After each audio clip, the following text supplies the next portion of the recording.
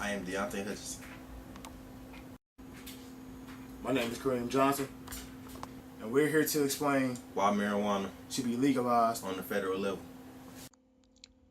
The 10th Amendment states that the powers not delegated to the United States by the Constitution nor prohibited by it to the states are reserved to the states respectively or to the people.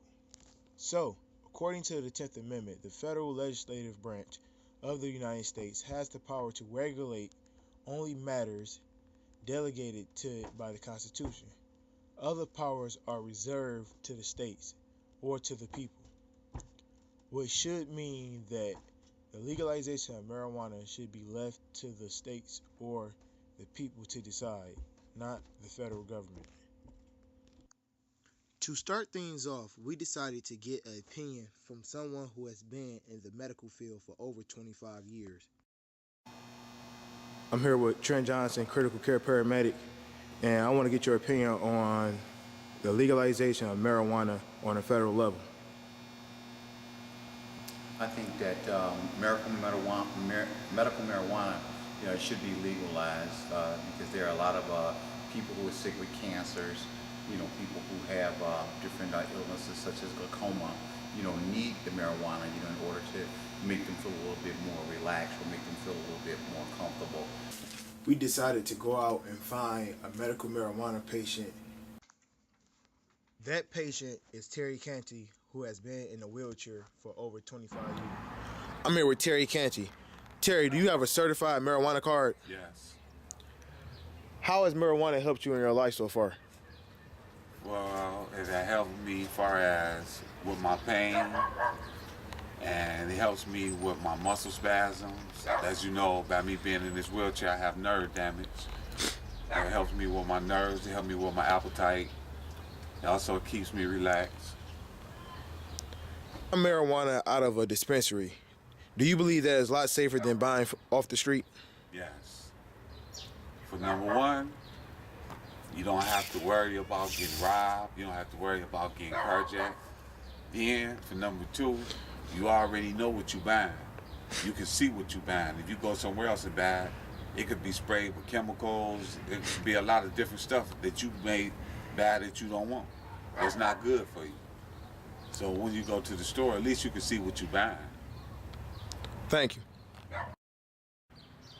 Many abandoned houses in the city of Detroit, just like this one, has been opened up as trap houses, aka drug houses. In neighborhoods like this, we ask residents what do they think about the drug houses. Ma'am, how do you feel about the local drug houses in your neighborhood? I feel that it's a disgrace to our neighborhood, our black people. I think that there's jobs out there that they can find other than selling to our children and adults that's out there that's degrading themselves with no disrespect. Also, too, there needs to be more things like recreation center or something for the children to play, or more for these kids, a father figure actually. So that's how I feel about it. Thank you. Ma'am, how do you feel about the local drug houses in your neighborhood? Well, Simon, the drug houses in our neighborhood are pitiful. Our government really needs to look into our areas and make sure that our community is getting the proper services that is needed, because we are tax owners and that we do care about our communities, and we are very concerned about how our children live in our community with these drug homes. And I believe that if the government would take more time to see how we are living in these communities, that they would be more aware of what's going on. Thank you. All right, so what do you think about the drug houses in the neighborhood? As you can see, you got the trap, says Bando, says drug house right here, you feel me? Always selling that dough, getting that cheese, but find a way to get different money, Bando, I don't like abandoned houses. I don't smoke like that, so, it is what it is.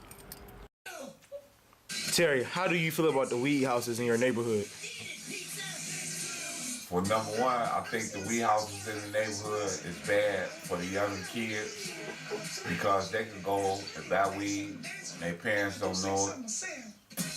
Another thing, weed and drugs cause violence in the neighborhood. And I think the police should shut them all down. The United States government is taking taxpayers' money to enforce the war on drugs. Not thousands, not millions, but $42 billion a year to enforce something that 2 states has already fully legalized and that doctors are prescribing to patients. This money could be used for something such as abandoned houses and schools and much, much more.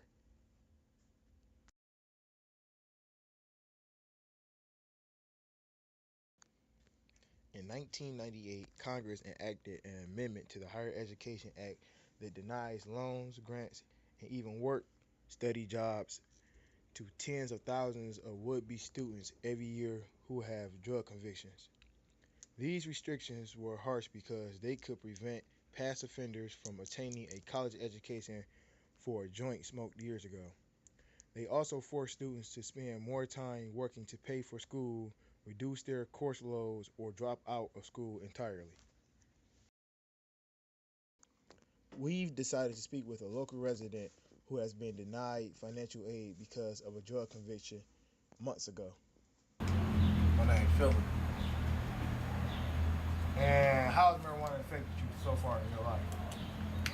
3 months ago, I was convicted for possession of marijuana. And that possession had disqualified you from receiving financial aid for college, correct? Yeah. So, if marijuana was to be decriminalized, it would just be the charge. You know, you wouldn't be distinguished from receiving financial aid for college. That's right. Thank you.